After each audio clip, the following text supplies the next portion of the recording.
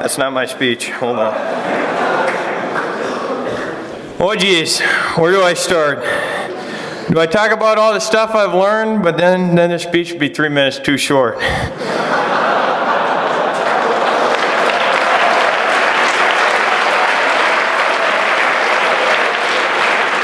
Do I talk about all the stupid things I've done? But then, we might as well cancel classes for the rest of the day.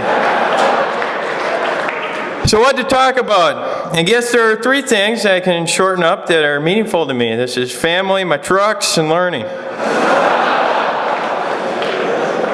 First, let's start with my family. I would like to thank my parents for sticking in there with me and always being supportive.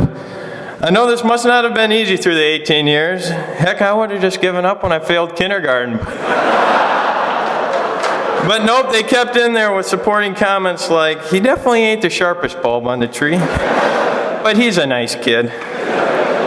Even now, in my senior year of high school, I can look to them for support on many things, such as this speech for one thing. My dad told me, don't be nervous, son, because when you crash and burn, there's always next year's senior speech.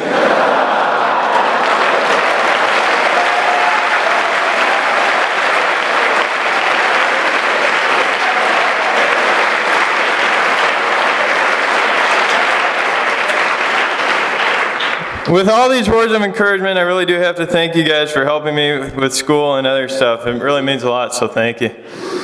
Next are my trucks. We will start with old Betsy. Me and old Bets have been through a lot together. Garage doors, ball joints, transmissions. I've put a few dents in the old gal and scratches and tried to fix them with some Band-Aids. Even though it seemed like a good idea at the time, all I ended up were the same scratches, same dents, and a mark where the Band-Aid was. I've tried not to do too much thinking in old Bets because it just hurts the old noggin. So I've tried to do more sitting. I've done almost more sitting than I did in JG State Tournament last year, so quite an accomplishment. Although now old Bets is my backup rig, and now I've moved on to the new Ingrid, I will still remember the old memories I made in the old trusty Rusty. Now to Ingrid, we haven't had much time together under our belts, but she is a mighty fine specimen. If for some reason my devastatingly good looks don't woo the women, one look at the brilliant red extended cab, extended bed, 6.0 liter turbo diesel F350 will certainly seal the deal. She is a great rig, and I look forward to many miles of happiness together. Next is learning. I've attempted to learn many lessons over the years, but as many of you know, very few of these lessons have stuck. One major lesson that I learned is always put your truck in park and watch out for garage doors. I had the unfortunate experience of hopping out of my truck without putting it in park. As I stood and watched the old Ford push right on through my aunt and uncle's garage door, all I could think was, well, they could use a new garage door anyway.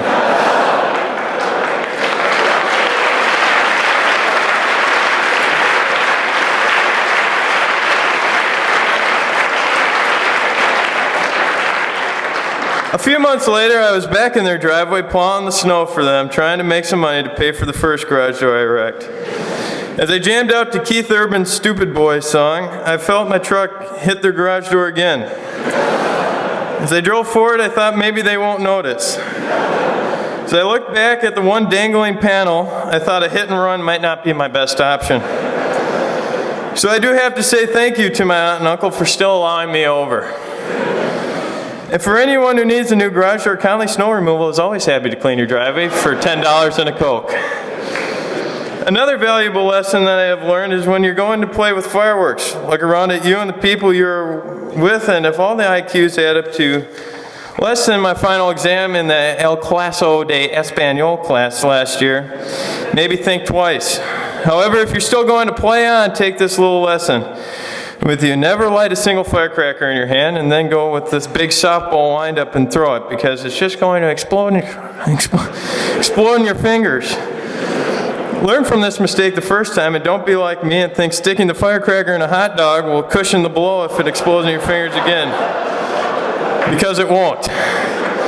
All you will end up with is 2 sore fingers, a ringing ears, and a hot dog covered shirt.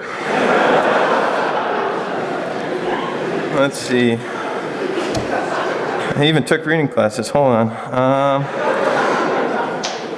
There we go. Another lesson that a teacher once tried to teach me was that it's better in the world to think you're an idiot than open your mouth and prove them right. I still don't get this quote and why she told it to me, but she said some really smart guy came up with it, so I thought I'd throw it in there and make my speech sound a little more smarter.